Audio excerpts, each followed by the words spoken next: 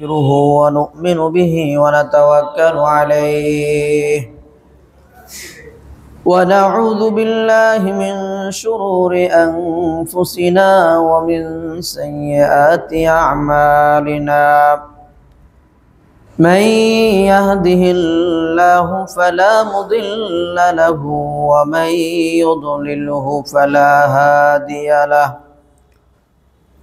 وأشهد أن لا إله إلا الله وحده لا شريك له وأشهد أن سيدنا وسندنا وحبيبنا ومولانا محمدا عبده ورسوله الذي أرسله بالحق بشيرا ونذيرا وداعيا إلى الله بإذنه وسراجا منيرا أما بعد فأعوذ بالله من الشيطان الرجيم بسم الله الرحمن الرحيم ولن ترضى عنك اليهود ولا النصارى حتى تتبع ملتهم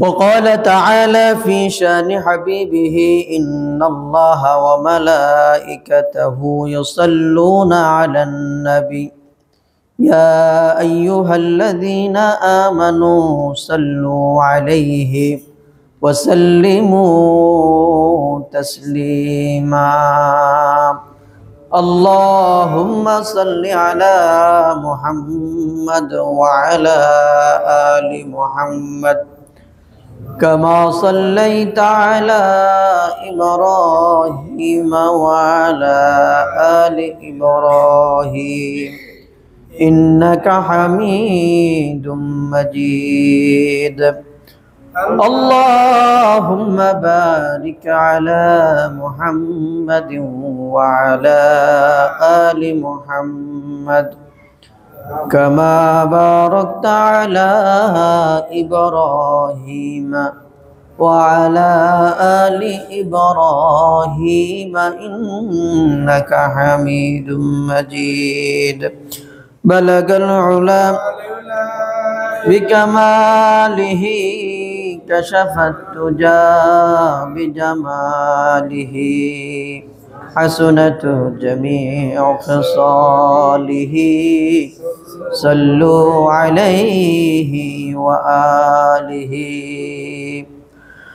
هو الحبيب الذي ترجى شفاعته لكل حول من الأحوال مقتحم بلغ العلا بكماله كشف الدجى بجماله حسنت جميع خصاله صلوا عليه وآله আলহামদুলিল্লাহ আল্লাহ পাকের দরবারে লাখো কোটি শুকর যে মহান আল্লাহ সুবহানাহু ওয়া তাআলা আমাদেরকে তার ঘর মসজিদে জুমার নামাজ আদায়ের উদ্দেশ্যে আসার বসার তৌফিক দান করলেন। আমরা সে মহান রবের দরবারে শুকর আদায় করছি, বলি আলহামদুলিল্লাহ।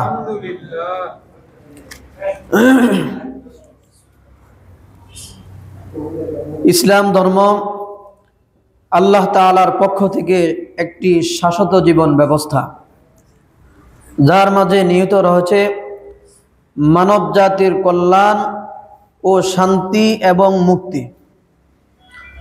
আল্লাহ পাক রব্বুল আলামিন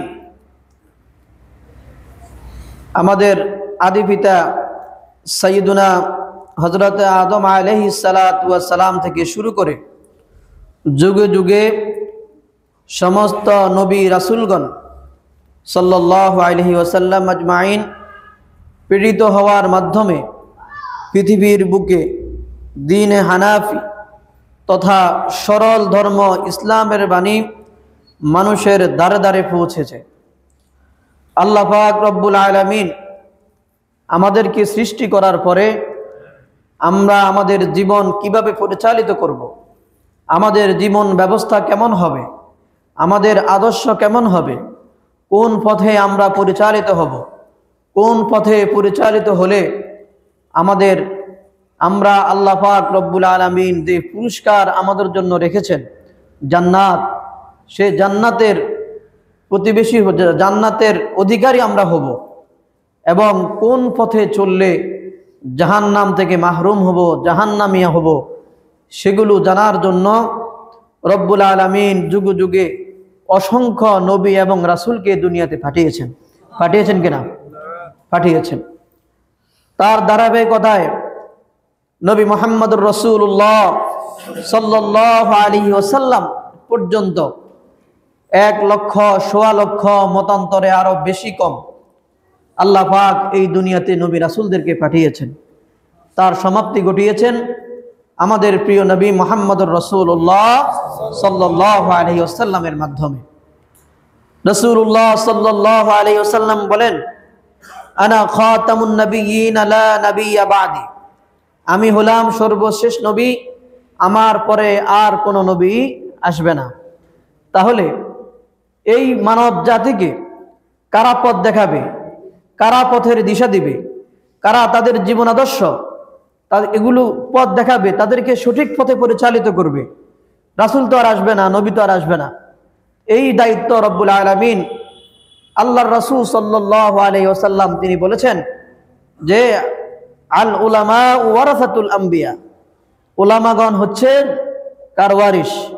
নবীদের ওয়ারিস। অর্থাৎ রাসূল আর আসবে না, নবী আর আসবে না, কিন্তু কিয়ামত পর্যন্ত এই কোটি কোটি বনি আদমকে সঠিক পথে পরিচালনা করার জন্য, ইসলামের হুকুম আহকামগুলো বোঝানোর জন্য, মানব জাতিকে জাহান্নাম থেকে মুক্ত করার জন্য কাজ করবে কারা? উলামায়ে কেরাম। এই দায়িত্ব কে দিয়ে গিয়েছে? স্বয়ং রাসূল সাল্লাল্লাহু আলাইহি ওয়াসাল্লাম বলে গিয়েছেন যে আমি থাকবো না, আমি তো সর্বশেষ নবী, আমার মাধ্যমে আল্লাহ পাক এই নবুয়তের এই দরজাকে তিনি বন্ধ করে দিয়েছেন। তাহলে কিয়ামত পর্যন্ত সমস্ত উম্মতকে, মানুষদেরকে কারা পথ দেখাবে? এই দায়িত্বটা গ্রহণ করবে উলামায়ে কেরাম। বলেন না সুবহানাল্লাহ। আজকে আমরা দেখি সারা পৃথিবীতে যেখানে অন্যায়, যেখানে অশ্লীলতা, যেখানে বেহায়াপনা, যেখানে মাদকতা, যেখানে রাষ্ট্রদ্রোহিতা, রাষ্ট্রের বিরুদ্ধে কাজ চলে, সেখানে এই দেশ সহ সারা পৃথিবীতে সর্বপ্রথম গর্জে উঠে উলামায়ে কেরাম। কি বাস্তব না বাস্তব বলেন? এই বাংলাদেশের 53 বছরের স্বাধীনতার ইতিহাসে, স্বাধীনতার যুদ্ধের পর থেকে এই পর্যন্ত যতগুলো সংগ্রাম, আন্দোলন, রাষ্ট্রদ্রোহিতার বিরুদ্ধে যতবার যত লোক অবস্থান নিয়েছিল, সর্বপ্রথম প্রতিবাদ করেছে এদেশে হক্কানি তাওহীদি উলামায়ে কেরাম। বাস্তব না বাস্তব বলেন? তার পরবর্তীতে অনেকে এসেছেন, কথা বলেছেন, অনেকে বিরোধিতা করেছেন। এখানে একটা কথা হলো, উলামায়ে কেরাম তাহলে কেন সর্বপ্রথম কথা বলে?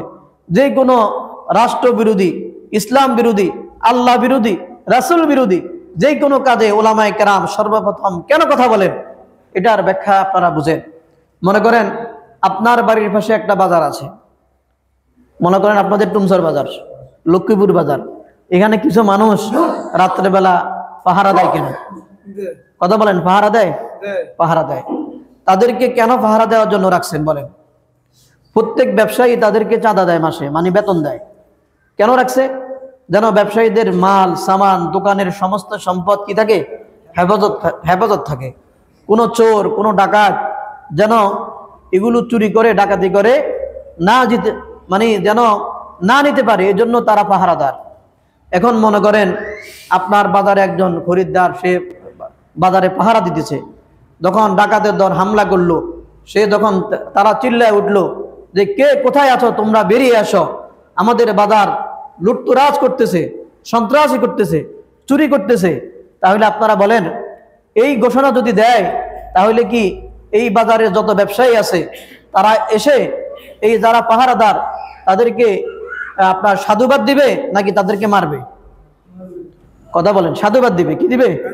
সাধুবাদ দিবে। আপনারা কথা বুঝেন, সাধুবাদ দিবে। তার কারণ কি?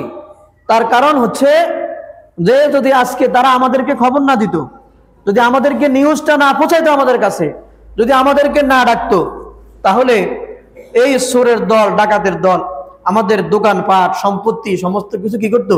লুটপাট করে নিয়ে যেত। তাহলে যারা খরিদ এই বাজারের পাহারাদার ছিল তারা ব্যবসায়ীদের উপকারী বন্ধু নাকি অপকারী? উপকারী বন্ধু, তারা কখনো শত্রু নয়। এখন এই বাজারের কোনো ব্যবসায়ী যদি মনে করে আরে এত রাত্রে 1টা বাজে 2টা বাজে এই লোকগুলারে দিছি বাজার পাহারা দিতে, এরা পাহারা না দিবে, চুরি করুক, চুরি করিলে যাক, ডাকাতি করিলে যাক, আমাদের ঘুমের কেন ডিস্টার্ব করলো, এই কথা যদি কেউ বলে, ওই ব্যবসায়ী সে তার আকল আছে নাকি সে ব্যাককল? কথা বলেন, তার আকল আছে নাকি সে ব্যাককল? ব্যাককল। মানুষ তাকে কি বলবে? বেকুফ, আহাম্মক, তার জ্ঞান বুদ্ধি নাই। কি বলেন? যদি তার জ্ঞান বুদ্ধি থাকতো, আকল থাকতো, তাহলে এইরকম কথা কোনো ব্যবসায়ী কি বলতে পারতো? কোনো ব্যবসায়ী বলতো না। ঠিক তদরূপ আমরা যারা আজকে বলি যে এ দেশের হুজুরকে কোনো কাম নাই, শুধু কিছু হইলে শুধু গেল মিছিল করে, এই করে, সেই করে, ডাক দেয়, হ্যাঁ বিভিন্ন কাজ করে। এই দেশের উলামায়ে কেরাম হচ্ছে যেভাবে একজন পাহারাদার রাতের বেলা আপনার দোকান, আপনার ব্যবসা প্রতিষ্ঠানকে পাহারা দেয়, ঠিক তদরূপ দেশের সার্বভৌমত্ব, দেশের স্বাধীনতা, ঈমান, আমল, আব্রু সমস্ত কিছুর হেফাজতকারী হচ্ছে এদেশের উলামায়ে কেরাম। বাস্তব না বাস্তব বলেন? এদেশের যারা, যে সমস্ত জনগণ, সুশীল সমাজ, যারা তাদের যাকে সাড়া দিবে, তাদের সাথে একাত্মতা পোষণ করবে, বোঝা গেলে তাদের একাত্মতা পোষণের মাধ্যমে বোঝা যাবে এরা হচ্ছে দেশের প্রতি আন্তরিক। দেশের প্রতি কি আন্তরিক? এরা দেশদ্রোহী নয়।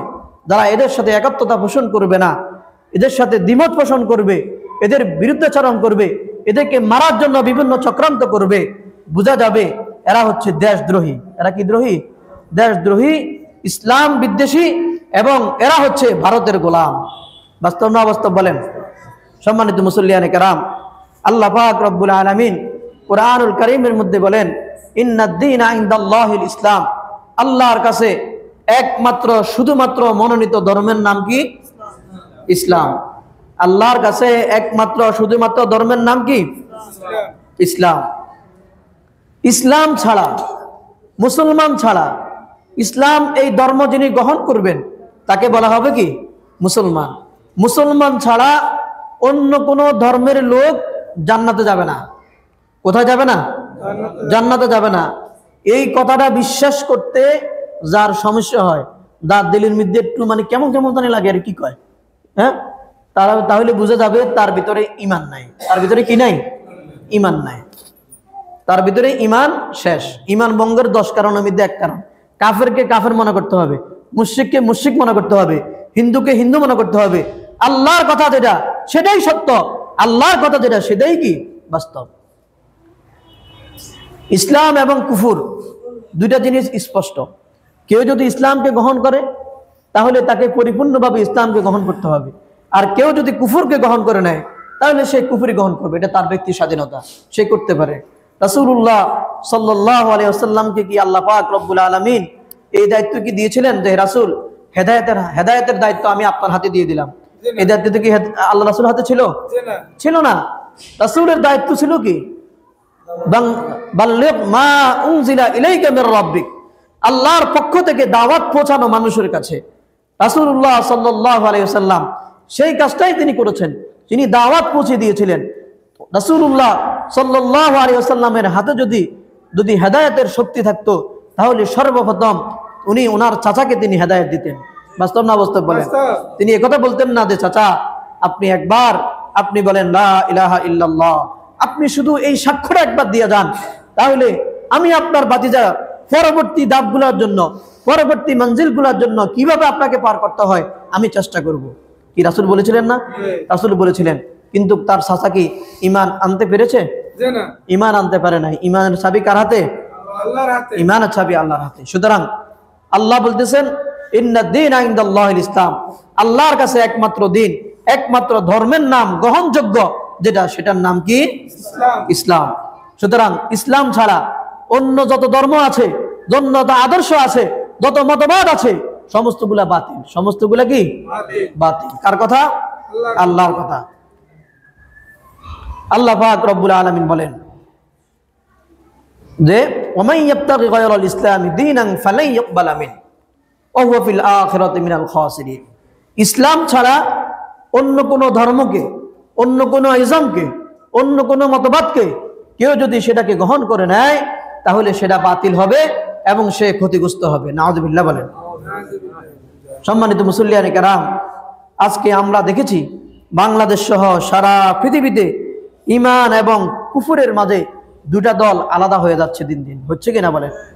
এই সংঘাত অনেক আগ থেকেই চলতেছে, কিন্তু আমরা মুসলমানরা হচ্ছে নির্বোধ, আমরা মুসলমানরা ঘুমন্ত। মুসলমানদেরকে বলা হয় যে মুসলমানরা থাকবে কিভাবে? শান্তশিষ্ট থাকবে, মুসলমানরা চুপ থাকবে, তারা কোনো কথা বলবে না, তারা সব জায়গায় তারা আদর সোহাগ করবে, শুধু আপনাকে মারবে, কাটবে, জবাই করবে, আপনাকে হত্যা করে ফেলবে, আপনার ঘরবাড়ি জ্বালায় দিবে, আপনার মসজিদে আগুন জ্বালায় দিবে, ভেঙে চুরমার করে দিবে, কোরআন শরীফে আগুন জ্বালায় দিবে। আপনাকে মারার জন্য এদেশে ইসকন নামক এই জঙ্গি সংগঠন দিন দিন তাদের শক্তিগুলা বৃদ্ধি করবে, তাদের এক একটি মন্দির এক একটা অস্ত্রের ক্যাম্পে পরিণত হবে, আর আপনাকে আওয়াজ শোনানো হবে, আপনি চুপ থাকবেন, কথা বলবেন না, আপনি একদম নিরীহ অবস্থায় থাকবেন। আমাদেরকে এগুলো শেখানো হয় না? কথা বলেন, এগুলো শেখানো হয় কিনা বলেন? সম্মানিত মুসল্লিয়ানে কেরাম, এগুলো আর কয়কাল শেখা যাবে বলেন আমাদেরকে? হ্যাঁ, মুসলমান মার খাইতে খাইতে আর কতকাল মার খাবে বলেন? আপনি যদি দেখেন সারা পৃথিবীর বর্তমানে কি অবস্থা, চেচনিয়া, বসনিয়া, আরাকান, সেই কাশ্মীর, সেই ফিলিস্তিন, সেই চীনের উইঘুর সহ সারা পৃথিবীতে আজকে মুসলমানরা আজকে নির্যাতিত, নিষ্পেষিত, নিপীড়িত। আজকে মুসলমানদের যেন কোনো অভিভাবক নাই, মুসলমানদের যেন কোনো ভাই নাই, বোন নাই, মুসলমানদের যেন কোনো বাবা নাই, কেউ নাই, যে যেমনে পারে সেমনে মুসলমানদেরকে মারতেছে। কি বাস্তব না অবাস্তব বলেন? হ্যাঁ, আপনি কি মনে করতেছি যে এই যে জাতিসংঘ মনে হয় মুসলমানদেরকে হেফাজত করবে? কথা বলেন, জাতিসংঘ মুসলমানদেরকে হেফাজত করবে? কেউ করবে না। আজকে দেখেন 400 দিন পার হয়ে গেছে, সেই ফিলিস্তিনে হামলা হচ্ছে, সেখানে মুসলমান এবং কাফেরদের মাঝে যুদ্ধ হচ্ছে। ইসরায়েলি সেনাবাহিনী, সৈন্যবাহিনী তারা নির্বিচারে মুসলমানদেরকে গণহত্যা করতেছে। সেখানে শিশু কি আবাল বৃদ্ধ নারী কোনো কাউকে বিচার করা হচ্ছে না। একাধারে নির্বিচারে দিনের আলোতে লাইভ তারা দেখিয়ে তারা সেখানে একের পর এক বোমা ফেলে মুসলমানদের বাড়িঘর, তাদের সন্তান সন্ততি সমস্ত কিছুকে তারা ধ্বংস করে দিচ্ছে।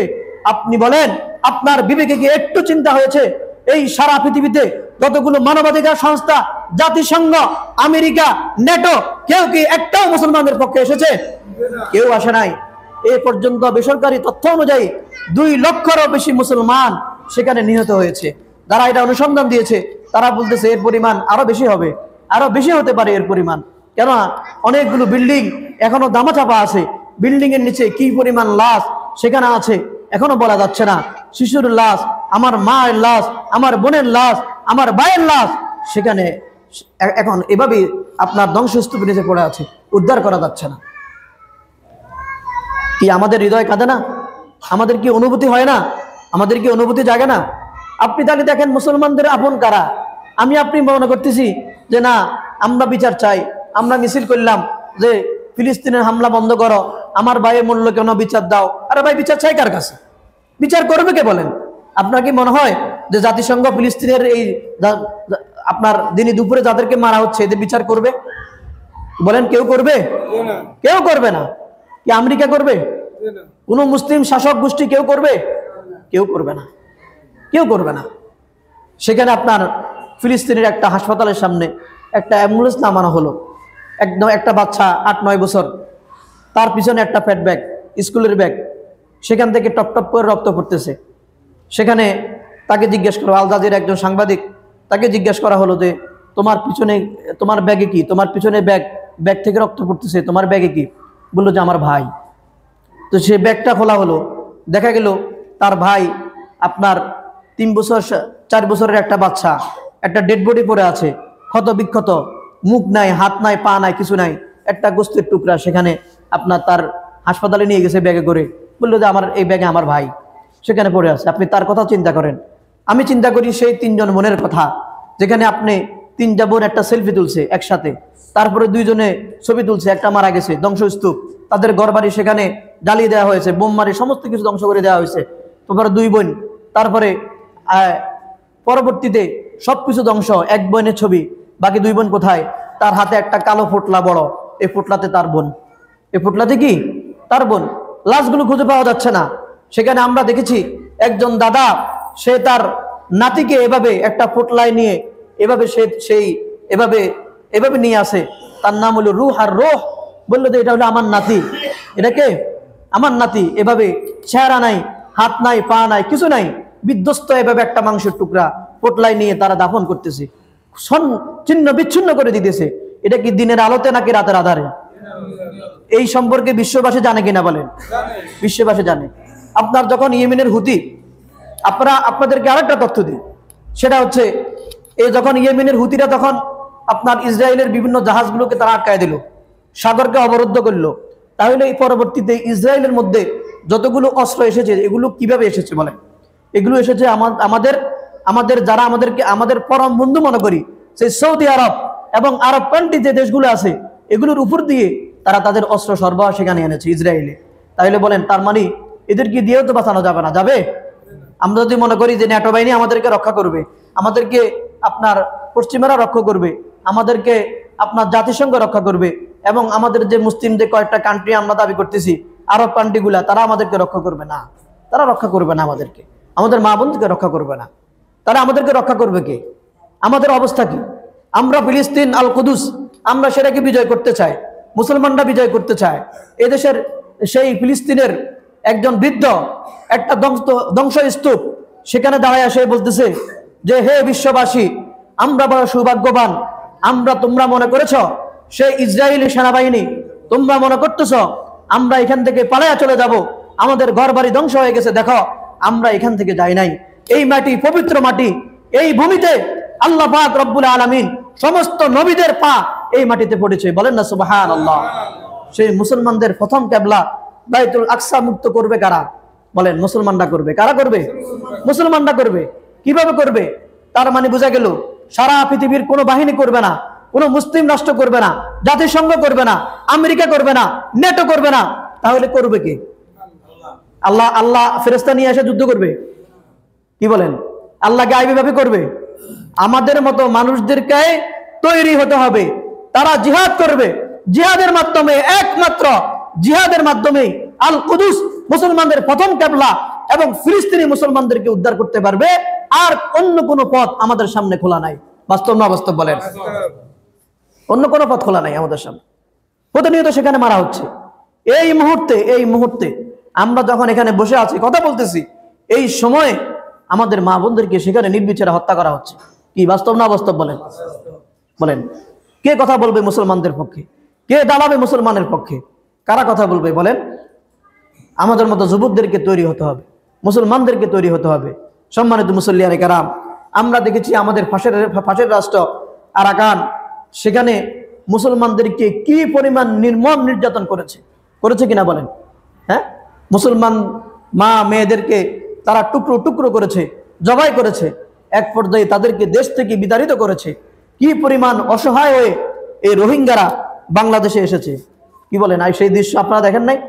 হ্যাঁ, তারা সাগর পাড়ায় এসেছে, সাঁতরায় এসেছে, সে নাপ নদী ফাড়াইয়া তারা বাংলাদেশে এসেছে। বাংলাদেশের তৎকালীন সরকার তাদেরকে আশ্রয় দিয়েছে, কিন্তু বিশ্ববাসী তাদেরকে নিয়ে কোনো ধরনের উদ্যোগ কি নিয়েছে?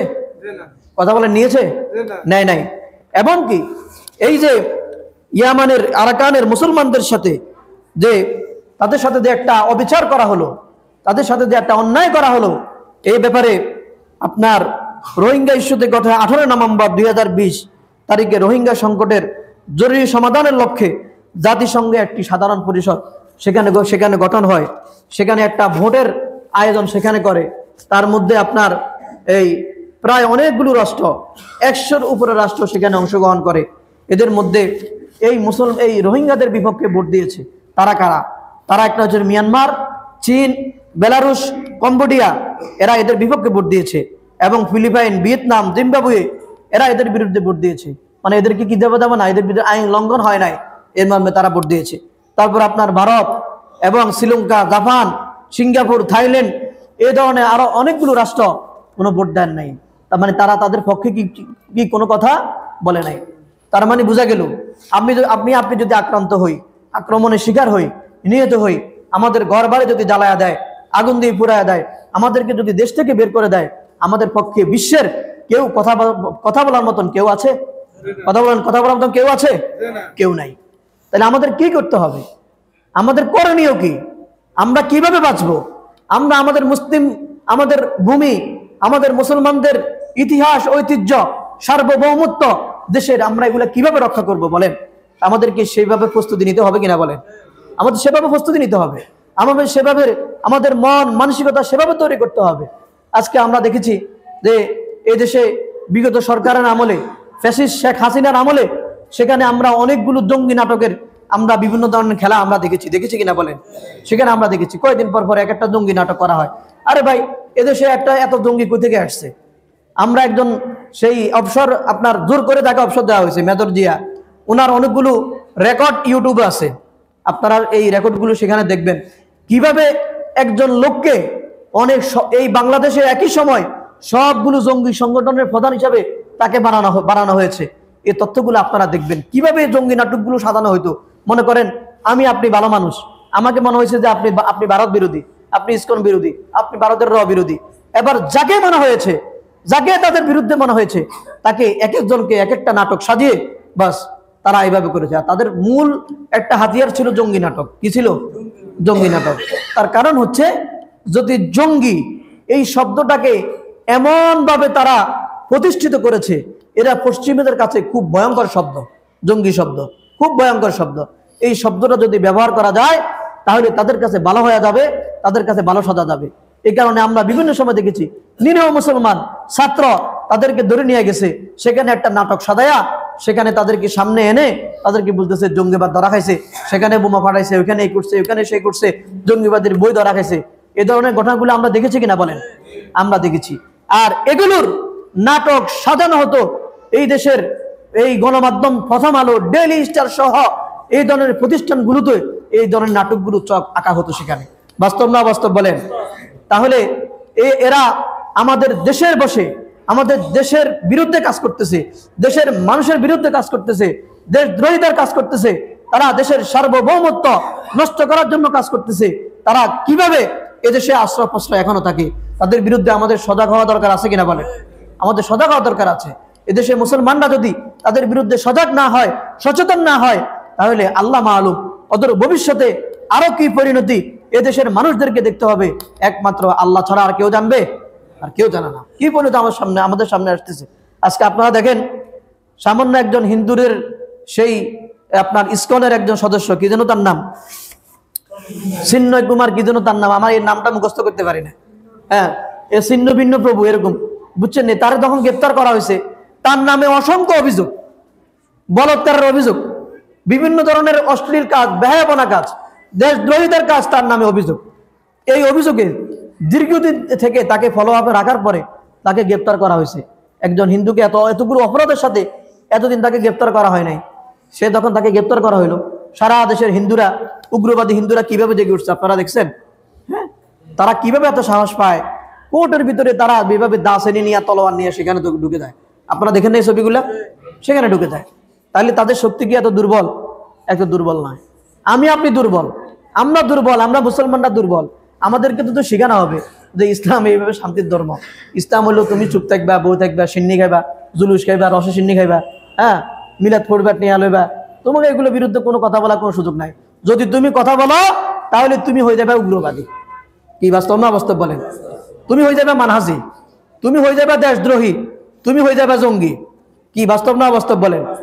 এই যে আমাদের চট্টগ্রামে আমাদের একজন ভাইকে, একজন অ্যাডভোকেট, উনি আমাদের মতো সাধারণ মানুষ নয়, উনি একজন সরকারি একজন অ্যাডভোকেট, আইনজীবী। তাকে যে যিনি দুপুরে এভাবে হত্যা করা হইল, সেম ঘটনা যদি একজন মুসলমান, এই আপনার 92% এই মুসলমানের দেশে, আপনার সংখ্যাগরিষ্ঠ মুসলমানের দেশে যদি একজন মুসলমান এই কাজটা কোনো হিন্দুর সাথে করত, তাহলে বলেন অবস্থা কি হতো? বলেন বলেন অবস্থা কি হতো? অবস্থা কি আমাদের অনুকূল থাকতো না প্রতিকূল হইতো? বলেন। ছিন্ন ভিন্ন করে ফেলতো, সব তছনছ করে ফেলতো সব।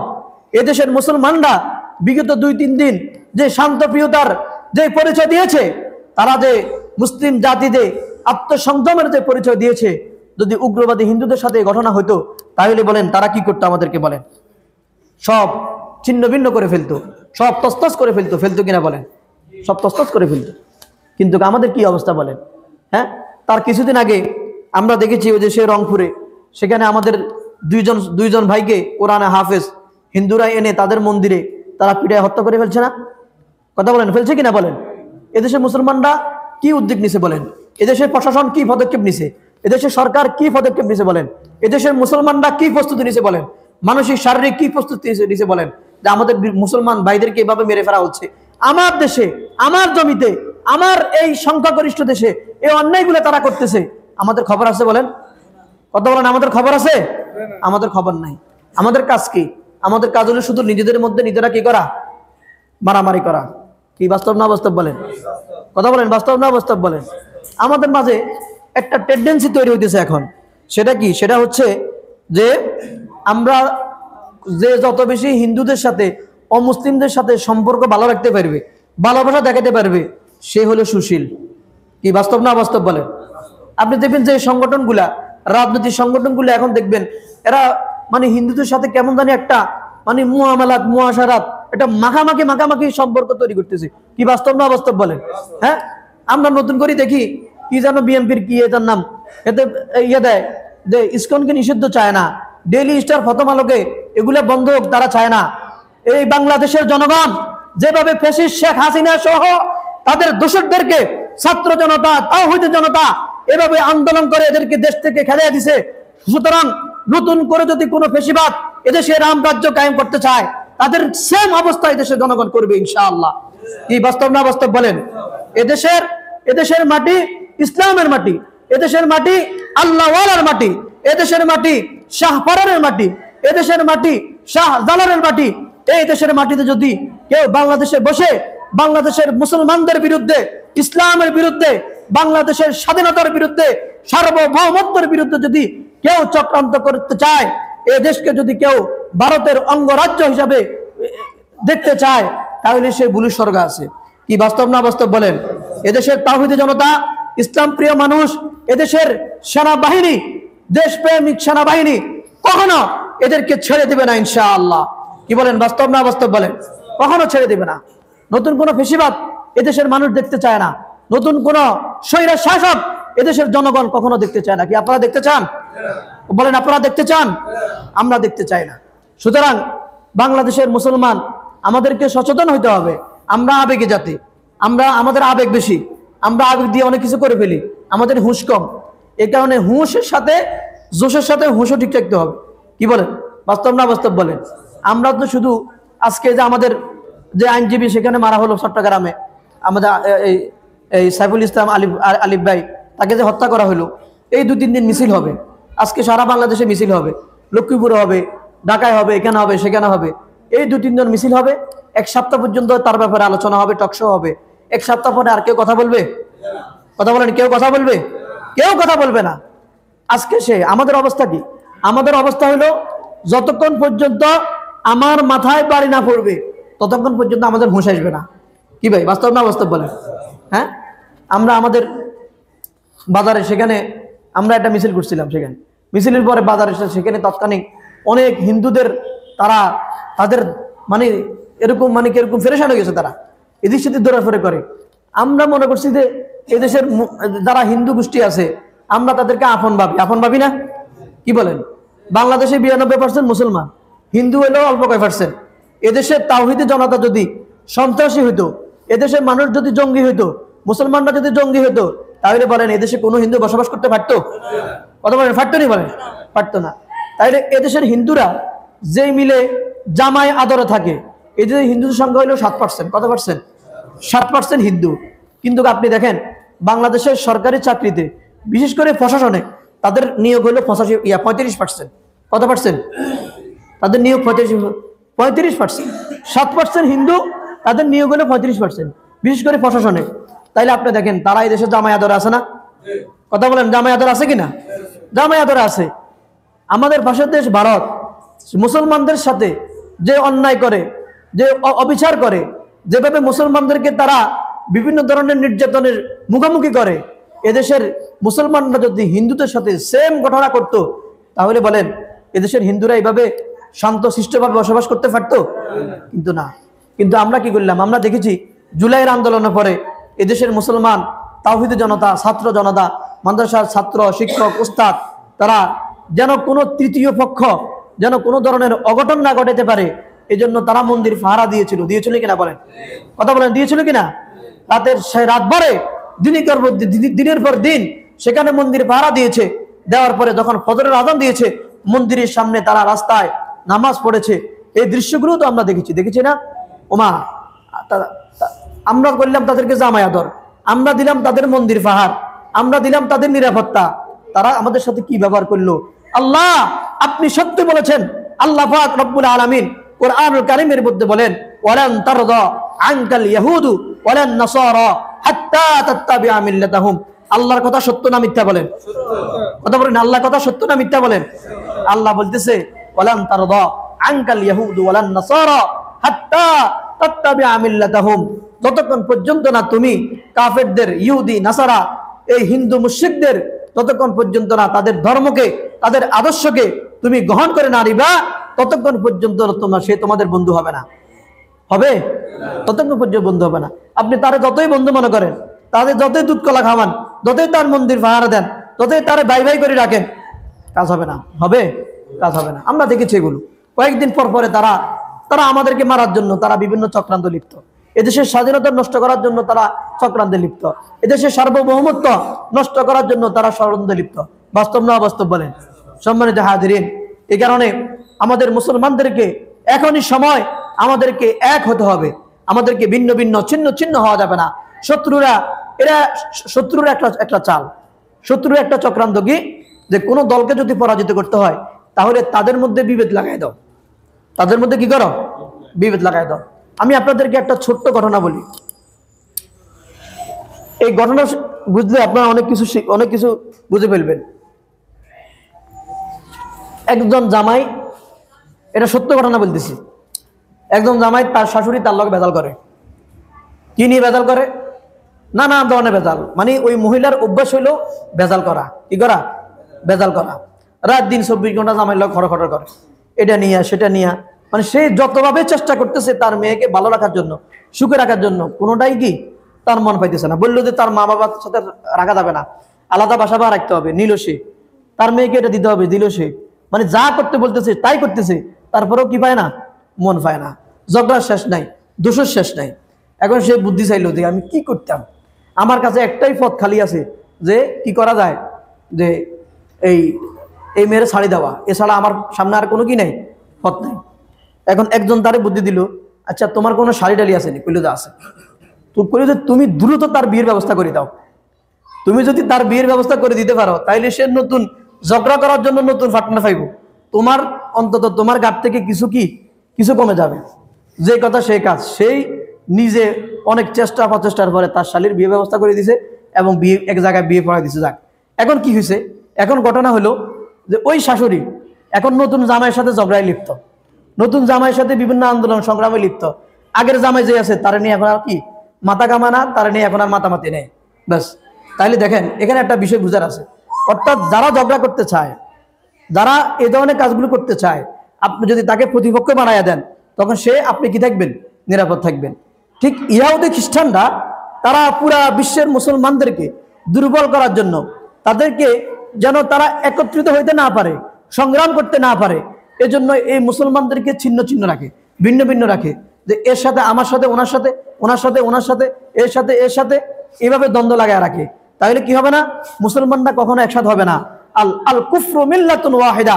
সমস্ত কুফরি শক্তি আজকে এক হয়ে গেছে, শুধুমাত্র মুসলমানরা ছাড়া। বাস্তব না বাস্তব বলেন? সমস্ত কুফরি শক্তি এক। আপনি দেখবেন মাঝে মাঝে এই লক্ষ্মীপুর সহ সারা বাংলাদেশে একটা মিছিল লাগে, হিন্দু বৌদ্ধ খ্রিস্টান ঐক্য পরিষদ। মুসলমান আসেনি? কথা বলে, মুসলমান আসেনি? মুসলমান নাই। তারা সমস্ত কুফরি শক্তি তারা জানে, হেরা নিজেরা এক। কার বিরুদ্ধে বলেন? কার বিরুদ্ধে? মুসলমানের বিরুদ্ধে। আমরা মুসলমানরা কি ভিন্ন? আমরা মুসলমানরা ভিন্ন। আমরা কেউ আছি হিন্দুরে খুশি করার তালে, কেউ আছি ইহুদিন আসাদের খুশি করার তালে, কেউ আছি আপনার এনজিওদের খুশি করার তালে, কেউ আছি যে আমাদের প্রভুরা পশ্চিমারা আমাদের প্রতি যদি নারাজ হয় তাহলে আমাদের এই সমস্যা হবে সেই সমস্যা হবে না। কিন্তু মুসলমান তারা যদি একসাথ হয়ে যায়, তারা যদি একত্র হয়ে যায়, তাহলে এমন শক্তি হবে তাদেরকে ছিন্ন করার মতো আর কোন শক্তি পৃথিবীতে জন্মগ্রহণ করবে না ইনশাআল্লাহ। বাস্তব না বাস্তব বলেন? আল্লাহ পাক রব্বুল আলামিন কোরআনুল কারীমের মধ্যে বলেন, ওয়ালা তাহিনু ওয়ালা তাহজানু ওয়া আনতুমুল আ'লাউনা ইন কুনতুম মুমিনিন। আল্লাহ বলতেছেন, তোমাদের কোনো চিন্তা নাই, তোমাদের কোনো পেরেশানি হওয়ার কোনো কারণ নাই। আল্লাহ এই জমিনের ক্ষমতা, এই জমিনের পাওয়ার আল্লাহ তোমাদেরকে দিবে, শর্ত একটা, ইন কুনতুম মুমিনিন, তোমাদেরকে মুমিন হতে হবে। বলেন না সুবহানাল্লাহ? তোমাদেরকে কি হইতে হবে? মুমিন হইতে হবে। মুমিন হইতে হবে, ঈমান আনতে হবে। কোন ঈমান? আমিনু কামা আমানান নাস। সাহাবায়ে কেরাম যেভাবে ঈমান আনছে আমাদেরকে ঠিক সেভাবে কি করতে হবে? ঈমান আনতে হবে। এটা ছাড়া বিকল্প আর কোনো পথ আছে? আর কোনো পথ নাই। সম্মানিত মুসল্লিয়ানে কেরাম, এই কারণে আমাদেরকে আপনাদের কাছে একটাই মেসেজ, হিন্দুরা এদেশের যে ইসকন, তাই জঙ্গি সংগঠন, আমরা সর্বাত্মকভাবে আমরা আমাদের জায়গা থেকে বর্তমান অন্তর্বর্তীকালীন সরকারের কাছে আমরা একটি আবেদন জানাবো, এই ইসকনকে নিষিদ্ধ করতে হবে বাংলার মাটি থেকে। ঠিক কিনা বলেন? অনতিবিলম্বে এই ইসকনকে, এটা জঙ্গি সংগঠন, এই সংগঠনকে খুব দ্রুত নিষিদ্ধের আওতায় আনতে হবে। তাদের সকল কার্যক্রমকে এই দেশে বন্ধ করতে হবে। যদি না করা হয়, এ দেশের মুসলমানের জন্য, স্বাধীনতার জন্য, সার্বভৌমত্বের জন্য একটি বিপদের কারণ তারা হবে, হয়ে গেছে। তারা বিপদের কারণ। তারা খুব দ্রুত এদেরকে নিষিদ্ধ করতে হবে। আমরা এখন দেখতেছি কিছু সুশীল সমাজ এদেরকে নিষিদ্ধের কথা বললে এরা আবার নতুন সুশীল সমাজ আগে হাঁটতেছে। আমরা দেখছি না? বাস্তব না বাস্তব বলেন? এদেরকেও ছেড়ে রাখতে হবে, এদেরকেও আমাদেরকে বর্জন করতে হবে। বাংলার মানুষ এখন আর এরকম এগুলা চায় না, আলুমুলা এগুলা দিয়ে মানুষদেরকে বোঝানো যাবে না। এদেশের তাওহীদের জনতা, নতুন ছাত্র সমাজ তারা জেগে উঠেছে। তারা বুঝেছে তাদের স্বাধীনতার জন্য, তাদের সার্বভৌমত্ব রক্ষার জন্য, ঈমানের জন্য, ইসলামের জন্য কিভাবে কি করতে হবে। ইনশাআল্লাহ আমরা দেখেছি জুলাইয়ের আন্দোলনে এদেশের ছাত্র সমাজ কিভাবে তারা ঝাঁপিয়ে পড়েছে, আন্দোলন করেছে, নিহত হয়েছে। এক পুলিশ সদস্য বলতেছে, স্যার একটারে মারলে একটাই মরে আর বাকি একটাও সরে না। এটাই তো আতঙ্কের কারণ। দেখা যায়, দেখছেন শত্রু তাদের চিন্তাধারা কত নিম্নমানের। তারা বলতেছে, দেখেন একটারে মারলে একটাই মরে, বাকিগুলো সরে না। তারা বুঝে গেছে, তার মানে আমরা বুঝলাম এদেশের তাওহীদ জনতা, ছাত্র সমাজ এখন আর বুলেটের বোমায় আঘাতে এগুলা ভয় পায় না। ভয় পায়? এগুলার ভয় পায় না। এদেশের মানুষ জীবন দিতে শিখেছে, এদেশের মানুষ তাদের জীবনকে বিলিয়ে দিতে শিখেছে দেশের জন্য, দেশের সার্বভৌমত্ব রক্ষার জন্য, ইসলামের জন্য। আমরা প্রস্তুত আছি তো ইনশাআল্লাহ? আল্লাহ আমাদেরকে তৌফিক দান করুক বলি আমিন। আমরা আমাদের ভাইয়ের বিচার চাইব এবং এই হত্যার সাথে যারা জড়িত তাদেরকে বিচারের আওতায় আনতে হবে এবং ইসকনকে বাংলাদেশের মাটি থেকে চিরদিনের জন্য নিষিদ্ধ ঘোষণা করতে হবে। এছাড়া আরো আমাদেরকে সজাগ থাকতে হবে। সে পাহাড়ে, আপনার চট্টগ্রাম পাহাড়ে এক গোষ্ঠী, তারা হইল এই উপজাতি, তারা চায় স্বাধীনতা। এদেরকে এত বড় বড় অস্ত্র দেয় কারা? নিশ্চয় এদের পিছনে কোনো বড় শক্তি কাজ করে। কি বাস্তব না বাস্তব বলেন? বাংলাদেশের সেনাবাহিনী তারা সেখানে কাজ করতেছে, তাদেরকে মেরে আমাদেরকে লাশ উপহার দিতেছে। তারা সেখানে স্বাধীনতা চায়। আপনি সেখানে গেলে, চট্টগ্রাম গেলে, আপনারা যারা গেছেন বুঝবেন, আপনি মনে করবেন যে এটা অন্য দেশে আসছে। দেখবেন কেমন জানি একটা ভয় আতঙ্ক, সেখানে পাহাড়ের ভিতরে যাওয়া যায় না। মানে এরা কারা? সুতরাং সকল শত্রুদের মোকাবেলার জন্য আমাদেরকে প্রস্তুত থাকতে হবে, সজাগ থাকতে হবে। আর কি করতে হবে? নিজেদের মধ্যে যে ভেদাভেদ আছে, ভুল বুঝাবুঝি আছে, এগুলো এখন আর করা যাবে না। কি বলেন? করা যাবে? এগুলো করা যাবে না। আল্লাহ তাআলা আমাদের প্রত্যেককে তৌফিক দান করুক বলি আমিন। ঈমানের আলোয় আলোকিত হওয়ার তৌফিক দান করুক বলি আমিন। ঈমানের শক্তি অর্জন করার তৌফিক দান করুক বলি আমিন। আগামীর যেই জিহাদ হবে, আগামীর যে গজওয়া হবে হিন্দুস্তানে, আল্লাহ রাসূল সাল্লাল্লাহু আলাইহি ওয়াসাল্লাম যে গজওয়া হিন্দের কথা বলেছেন, রাসূলুল্লাহ সাল্লাল্লাহু আলাইহি ওয়াসাল্লাম বলেছেন কিয়ামতের আগে একটি গজওয়া হবে, সেই হিন্দুস্তানে গজওয়া হিন্দ। এই গজওয়া যারা অংশগ্রহণ করবে আল্লাহ তাআলা তাদেরকে মাফ করে দিবেন। বলেন না সুবহানাল্লাহ? আর যারা শহীদ হবে, যারা সেখানে নিহত হবে, আল্লাহ তাআলা তাদেরকে শহীদ মর্যাদা দিবেন। বলেন না সুবহানাল্লাহ? এই দেশের তখন এই গজওয়ার মাধ্যমে মুসলমানরা বিজয় হবে। কারা বিজয় হবে? মুসলমানরা বিজয় হবে। কার ঘোষণা? রাসূলুল্লাহ সাল্লাল্লাহু আলাইহি ওয়াসাল্লামের ঘোষণা। তিনি বলে গেছেন এই যুদ্ধে মুসলমানরা বিজয় হবে। দিল্লি পর্যন্ত মুসলমানরা সেখানে যাবে। সেই এক একটা মুশরিক গাছের ভিতরে ঢুকে যাবে। যখন গাছের হুকুম, যখন গাছকে বলা হবে পাথরের পিছনে লুকাবে, তখন ইয়া আব্দুল্লাহ, তখন সে বলবে, একে মুসলমানরা বলবে ইয়া আব্দুল্লাহ, ফলবি গাছ কথা বলবে, পাথর কথা বলবে, আল্লাহ জবান খুলে দিবে, বলবে ইয়া আব্দুল্লাহ খুযু ফাকতুলহু, আমার পিছনে একটা মুশরিক সে পলায় আছে, আমার ভিতরে একটা মুশরিক পলায় আছে, তাকে জড়া, তাকে হত্যা করো। এভাবে আল্লাহ পাক রব্বুল আলামিন মুসলমানদেরকে বিজয় দিতে হবে। আমরা সেই বিজয়ে, সেই দলে আমরা অংশীদার হতে চাই কিনা বলে? কারা কারা চাই হাত তুলি আমরা ইনশাআল্লাহ। আল্লাহ আমাদেরকে তৌফিক দান করুক বলি আমিন। সুবহানাকাল্লাহুম্মা বিহামদিক আশহাদু আল্লা ইলাহা ইল্লা আনতা আস্তাগফিরুকা ওয়া আতুবু ইলাইক।